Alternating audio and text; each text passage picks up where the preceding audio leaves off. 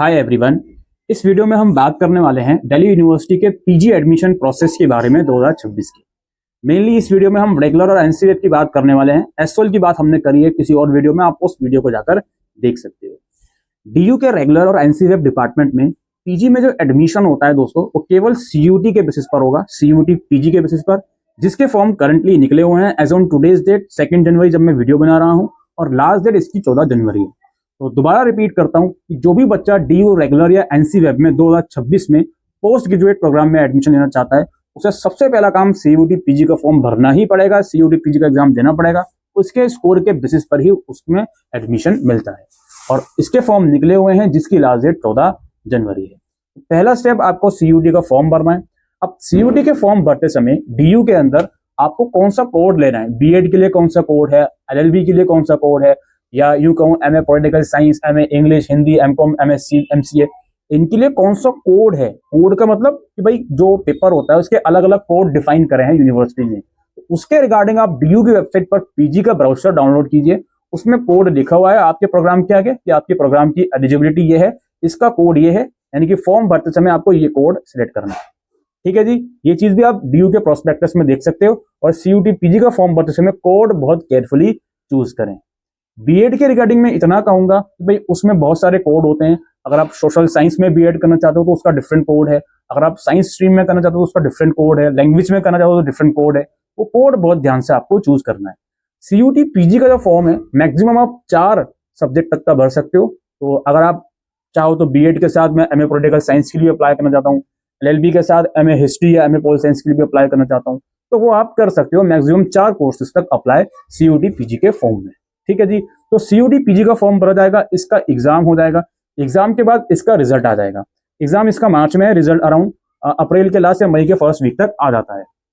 अब रिजल्ट के बाद क्या होता है भाई, डीयू का काउंसलिंग का प्रोसेस शुरू होता है जी। अभी आपने सीयूटी पीजी का फॉर्म भरा, एग्जाम दे दिया, रिजल्ट आ गया। अब रिजल्ट के बाद डीयू का फॉर्म खुलेगा जी, जो सीएसएएस पीजी जिसको कहा जाता है।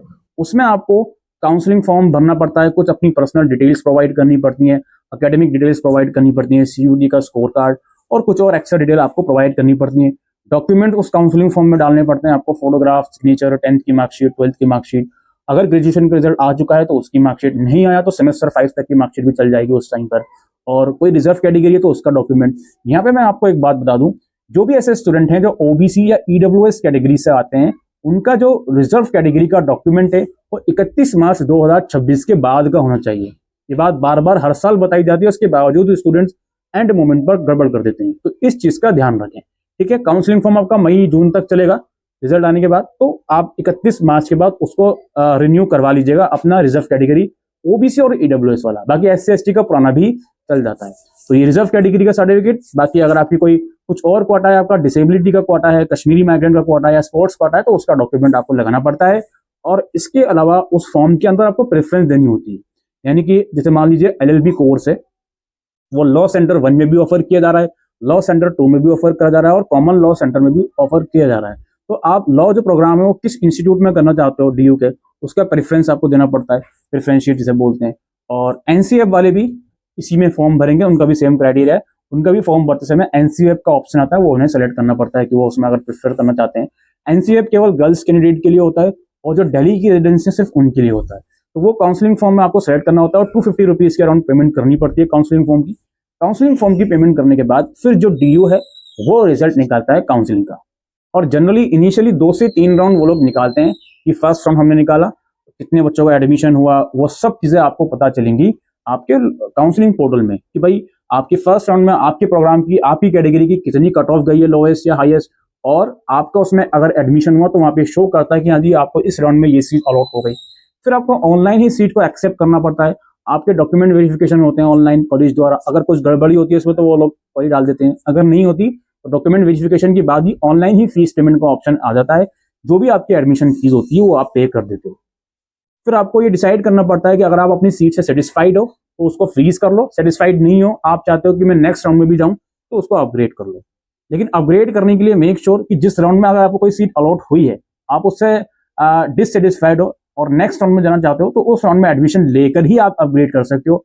ऐसा नहीं होगा कि किसी राउंड में आपको सीट मिली है, आपने कुछ भी एक्टिविटी नहीं करी, आप सोच रहे हो डायरेक्टली सेकंड राउंड में चला जाऊंगा, ऐसा नहीं होता है। तो इन चीज़ों का भी आप लोगों को ध्यान में रखना है।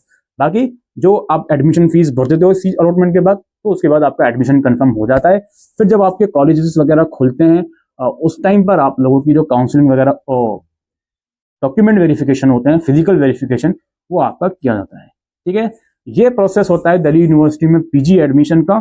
आपकी कुछ क्वेरीज हैं तो कमेंट सेक्शन में लिख के पूछ सकते हैं। टेलीग्राम पे हमारा ग्रुप ज्वाइन कर सकते हैं, चैनल ज्वाइन कर सकते हैं। Hopefully we will resolve your queries. आज के लिए इस वीडियो में इतना ही। Thank you.